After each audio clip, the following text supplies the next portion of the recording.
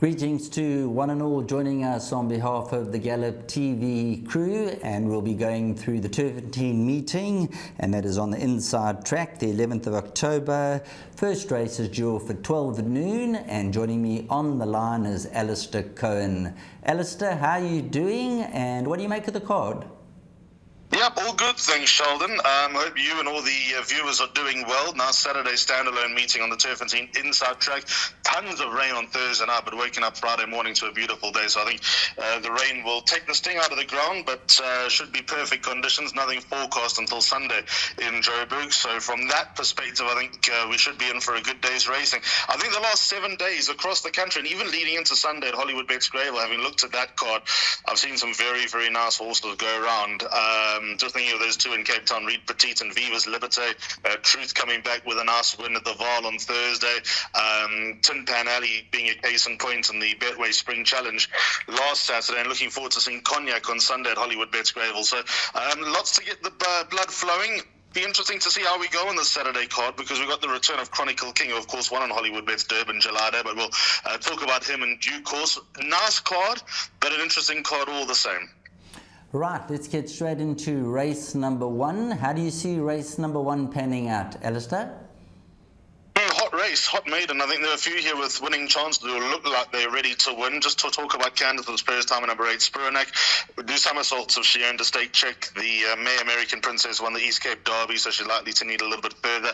Expectations on too high on debut. If she stuck into the top 4, would be a bonus, and she'll come on with a run. So let's talk about those horses that are ready to win. I think 1, 2, 4, and 9 are probably the main horses to focus on. My top choice here would be number 2, Duchess of Paloma.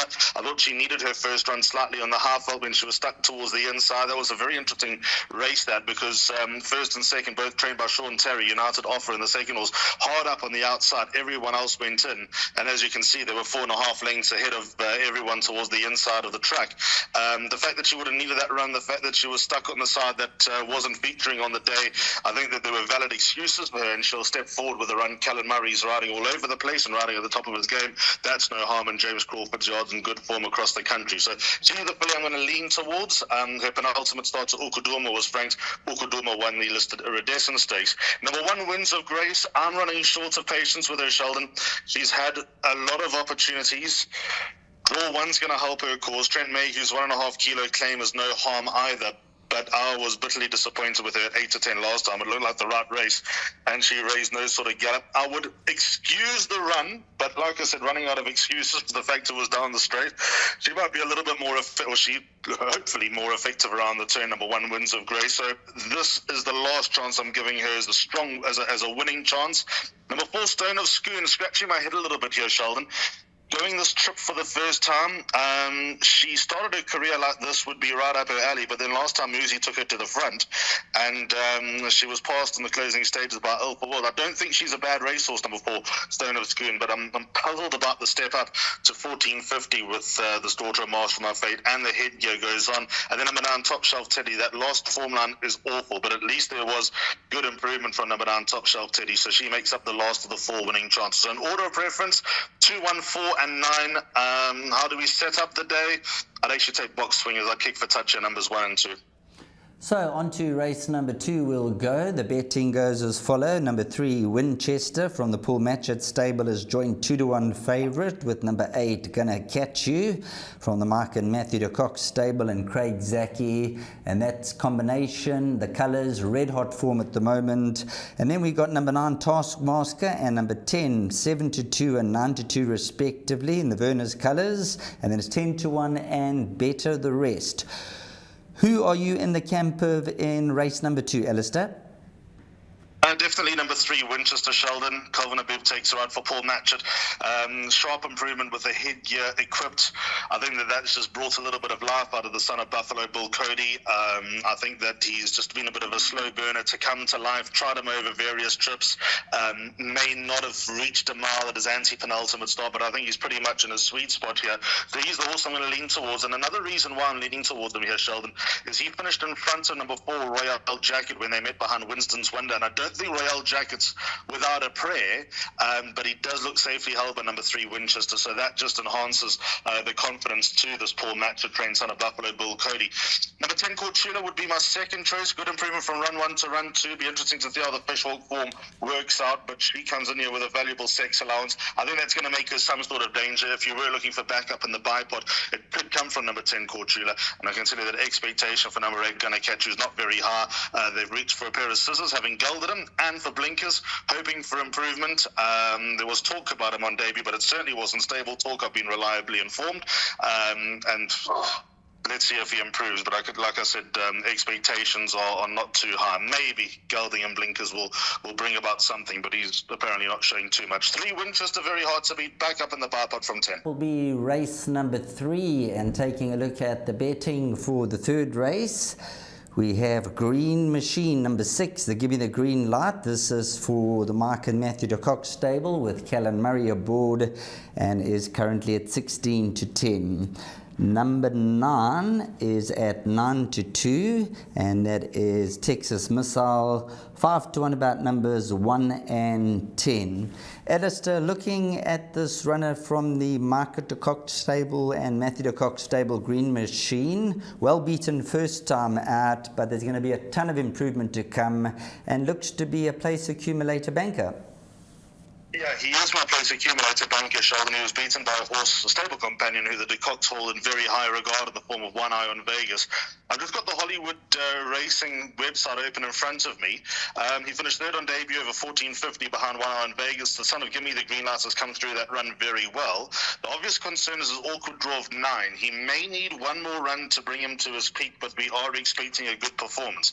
He's related to horses that got a trip in the form of Stream Ahead and Beating Wings. Not that that really matters in this case. Look, he's the likeliest winner, but I'm not going to have a bet on him on the nose. I banked him in the place accumulator, I banked him in the bipod, and I do think he'll win, but I don't think there's any value at the price, and I'm prepared to go in with a few swingers. I'm disappointed with the prices they are, but I think that they'll run well. The 7 Cover Molka, a lot of support for him last time when beaten by a very, very smart horse in the form of Warm Reception. Second horse who was just in front of Cover Molka came out and won in the form of Never Neverland. I think that he'll run into the top 3, and number 10 Nothing Compare is also I think can fill the places with that lightweight. So form line is ordinary. All her form lines are ordinary, but she might be in the right race to run another decent run and get her a stake check. So the money maker, well, when I say the money maker, 6 is nailed on top 3 in my opinion, but I don't think there's any value in having a bet on him to win. I think there's other avenues to make money with him. On to the opening leg of the pick 6, which will be race number 4, draw for 13.45, all things being equal. Having a look at the betting, number 2 Hemisphere is 5 to 2, number 1 It's Personal 3 to 1, number 5 Red Penny at 7 to 2, and then number 7 Juniper Green around about 4 to 1 and 7 to 2 and 4 to 1. Taking a look at number 1, It's Personal, did meet Juniper Green. There's not going to be much to separate them in the weights department. However, It's Personal from that 4 draw. You bankering this individual? Sheldon, I am. On what I saw, what the card tells you happened on the 6th of September. Juniper Green finished a quarter of a length in front of It's Personal, and there was a length away to Hemisphere. I think the market's upside down here. It's Personal comes in here half a kilo better off with Juniper Green. That should be enough to turn around a quarter of a length. Should, not guaranteed. And finished a length in front of the Hemisphere and is 1 kilo worse off. So that could bring Hemisphere right into play. I think It's Personal might be in the right race now. When I say right race, similar race to what he ran in last time. But I just think that the fact that he's got a reasonable draw, Moosey's on board, I think that he's in the right race to be a nice place accumulator banker here. If he doesn't win, I have a lot of respect for the other horses in the market, 2, 5 and 7. I think that they do have legitimate winning chances for a heap of reasons, but I can't see number 1, It's Personal, missing the top 3. He also comes out of that crazy constellation form on the 6th of July, where there were 4 horses or 5 horses in the race, and the form line shows 4 from 4. I don't think I've ever seen that before. The only horse we're waiting for is Constellation, who I'm told will be coming out soon. So, it all stacks up. It all points to another honest run from number 1, It's Personal. First leg of the pick 6, I wouldn't banker him. I'd have those fancy horses in the market, 2, 5 and 7 as backup, but I will be surprised if It's Personal's not in the top 3. Next up will be event number 5, and just taking a look at the current favourite is number 6 Matcha Mint at 15 to 10. Number 3 Dylan's Champ is trading at 5 to 2. Number 4 Johnny Drama 4 to 1. And then we go to number 7 Sheets and Goggles at 5 to 1. Do you think that the favourite is a little bit vulnerable at 15 to 10 in this type of company, although being impressive? Yeah, I do. Sheldon, I wouldn't leave out the pick 6, but I've got numbers 1 and 3 in the place accumulator, but I'll explain to you now. Matcha Mint's last run, where she won, she smashed Special Star, who came out and won. Third horse Zara Dominion's come out and won. The form lines of Special Star and Zara Dominion are not much to get excited about, but all Matcha Mint could do was win. She now takes on male opposition. We've seen plenty of fillies take on mares and do the job, so I don't think that is the biggest issue in the world. But these older hard knockers are going to give her something to think about. I think if you drop her into a fight, I think she might fold the deck, so she's got to get everything her own way to be effective, certainly at this stage of her career, and if she does get things her own way, then she could be difficult to stop. But I think if these older horses kind of drag her down and make her scrap for performance, she might be in a spot of bother. 1 and 3, my horses got burnt by Bloomington last time, not going to lie. Galatila Kachetti takes her out, another rating drop. I'm a sucker for this horse on the inside track. His penultimate start behind Press On Regardless, who hasn't stopped winning from that form, is sparked up. Birthright ran a lovely race just on Thursday at the Val. I think that this horse is popping to win soon. The rating drop's going to do absolutely no harm whatsoever. So he's my top choice. I'm going to revisit him as a winning chance, to be honest, Sheldon. I'm going to try and get my money back from him last time. He's at 10 to 1 at the time of recording. And then number 3 Dylan's Champ, just for pure consistency and draw 1. I thought he was a bit stiff last time. I thought that maybe with the heavy weight would have stuck towards the inside of the track. Let me just get my ducks in a row, rather the outside of the track, but he went down the middle and he got outrun by Oklahoma Twister. So I think just with the inside draw, he's going to be more effective. 1 and 3 my PA numbers. Next up will be race number 6, and there's a horse who is entered for the Betway Summer Cup Grade 1, number 2 Coco Melon, and there has been early support from 7 to 2 down 5 to 2. Number 1 United Council is 7 to 2, along with Soldier's Eye, which is number 3 at 7 to 2.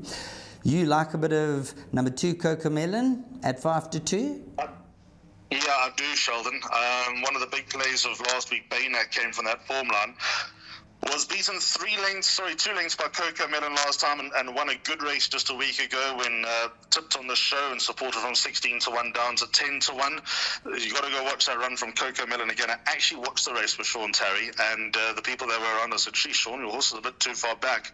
And typical Sean, poker player, cards close to his chest, and he walked out thinking, I know what he walked out thinking that's a very, very nice run for next time. This is next time over a trip that's going to suit her a lot more.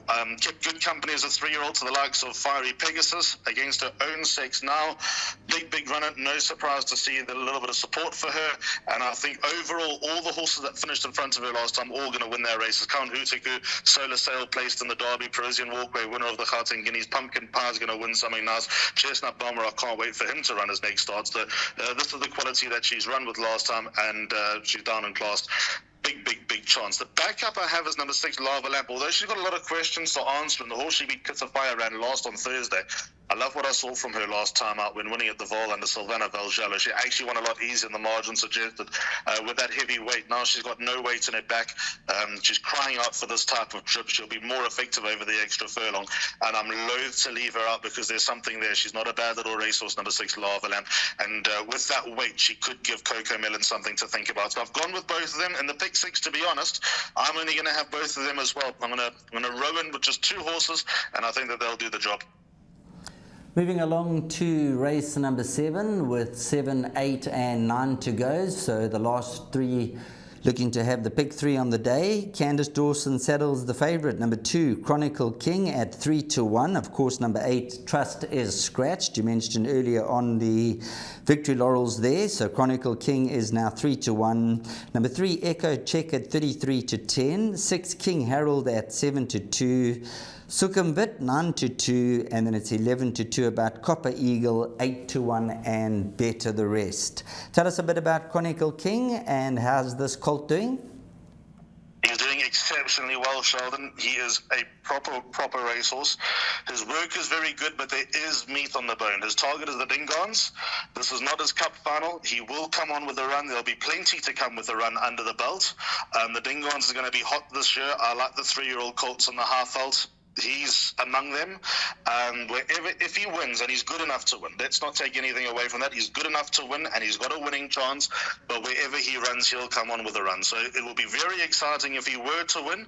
But if he sort of got second, third, hopefully no worse than that, he wouldn't lose any plaudits, and there'll be plenty to work with in the next month and a half, aiming into the Betway Dingons on Summer Cup Day. I've backed him up with number 6, King Harold, Sheldon. Funny enough, these two horses have met twice before. On the 8th of June, I would argue that Chronicle King should have finished in front of King Harold. Nothing went right for Chronicle King. There were 2 lengths in it. But then I'd also argue last time on the Grade 1 on Hollywoodbets Greyville, although Chronicle King sort of ended up in the wrong place, King Harold with that draw probably argue that King Harold might have finished in front of Chronicle King when there was, only half a length in it. So not much between them. I've gone with both of them in the place accumulator. In the pick 6, I'd throw number 3, Echo Check, although he's got a lot of questions to answer, but he might have the capabilities to answer them and be effective here. He won a good race down the Val Straight last time when beating Palace Attack, giving him a little bit of weight.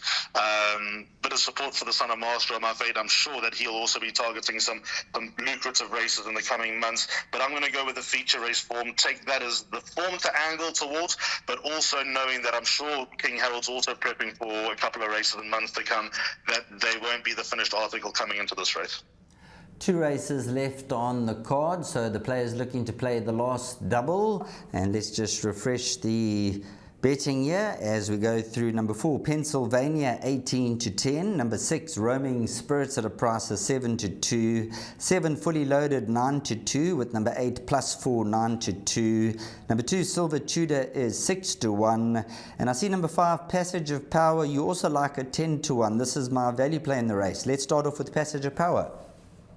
Yeah, I really fancy Passage of Power. I think he's the complete wrong price, the son of Paul. I thought Rachel Vinegar taking the 1.5 off the back. I thought he was run off his feet last time in 1,000 meters, but did good late work against a field that he probably had no right to be in. That was a hot middle stakes that he faced last time out, and he acquitted himself really nicely. I think the extra 200 meters is going to do him absolutely no harm, and I think the best version of Passage of Power, i.e. the horse that was running 3 lengths to Shayavana. Shayavana is a feature race horse, is going to stand him in very good stead here. I think that he represents the value. I think if he doesn't win, he'll go close, and definite nice swinger trifecta, not even quartet horse. I'm pretty sure he'll run into the first 4. Number 5, Passage of Power. I've got number 2, Silver Tudor in the play as well. His biggest weapon is his turn of foot. When he turns it on, he can be a very hard horse to stop. It may have just been blunted over his last few starts, but the yard has really come to form. His first run back from a mini break was pleasing behind Sheldon, who ran a good race on Thursday at the Val. Well done to you.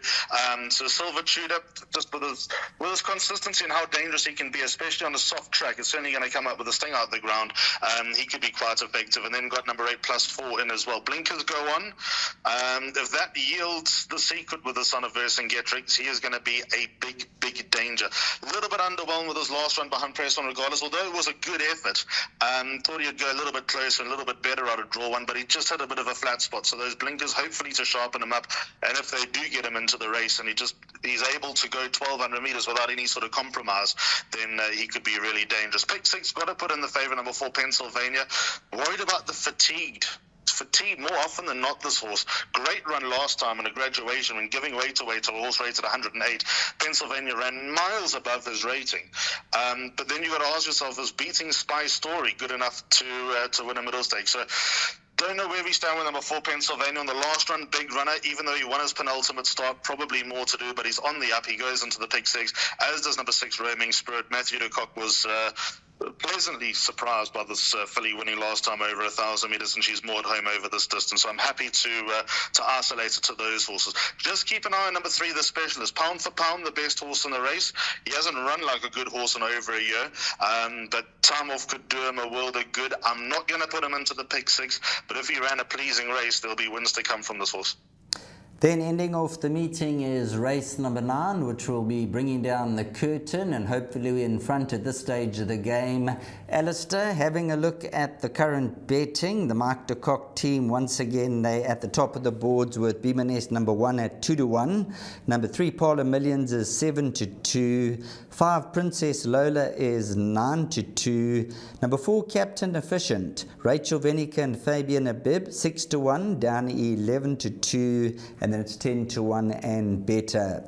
If we're in front or we're looking to get out in the last, what's your play in the game? Save it for Sunday. That's my answer. Beemanesque is the horse to beat here, Sheldon. I remember when he started his career at Hollywoodbets Scottsville, he looked the goods. And I know they've had issues with the son of Rafiq. This is the lowest quality he's run. In fact, unthinkable that he'd be running in an MR 66. He's got to give a lot of weight away. 63 is not easy, but they say you can do it in sprints. Let's see if he can. Definite signs of life coming back from a break. He's second behind Palace Prince, who no show on Thursday at the Val, but definitely a good 1,200, 1,400 meter horse. And then last time behind Hong Kong, anything but disgraced. I think the inside track's going to help him. His only win and one of his places came on this inside track. So I think that's going to set him up nicely enough, number 1, Beemanesque, and the bit of support for him is no surprise. But pure consistency, number 3, Parla Millions also gets a vote of confidence. He gets thrown in. He'll be giving his best. Keratila Kajedi's got the most annoying habits in Kabaka and Joburg of winning the final race on the card as well, so maybe that's a little bit of food for thought. Being allowed for being a loser last time, never a fan of that, but still, I don't expect it's going to stop him and he's suddenly going to drop the bundle and lose his form and run a stinker, so he'll be there or thereabouts. Candice is running number 2, Nazare. Nothing's gone right in his last 2 starts. Place chance I'd give him if he won. Be very, very pleasant surprise. I'm not going to put him in the pick 6, but put him into your trifectas and quartets. And Princess Lola, complete underachiever. I know she shows more than what her form recommends. Muzi Yeni's on board. Hopefully she can, for her connections, raise her game and run more to expectations. And across the foe, massive surprise last time when winning. The form line shows Michael Faraday and his lordship winning subsequently, but I'm not too sure Lightning's going to strike twice with him. Well, that's the 9-race program. I'm going to hand the baton straight over to you to go through your suggested bet, please, Alistair. Yeah, that's the place accumulator. Starts in race number 3, as mentioned, standalone Saturday, so pool should be sound. Kick off with 2 bankers. Banker 6 in the first leg, which starts at 1 Green Machine onto Banker 1. It's personal by 1 and 3 Bloomington and Dylan's Champ. By 2 and 6 Coco Melon and Lava Land, close to bankering 2 there. By 2 and 6 again Chronicle King and King Harold. By 2, 5 and 8 Silver Tudor, Passenger Power and plus 4. And final leg 1 and 3 Beemanesque and Parla Millions. Thanks very much, Alistair. We always appreciate your input, and let's hope the horses do it for us on the track and have a wonderful week. Absolutely. Same to you, Sheldon. Same to all the viewers, and we'll catch up again soon. Thanks very much to Alistair Cohen joining us on the line for the 9-race program. Best of all to you, the viewer, the player, and hopefully your horses come through into the winner's enclosure.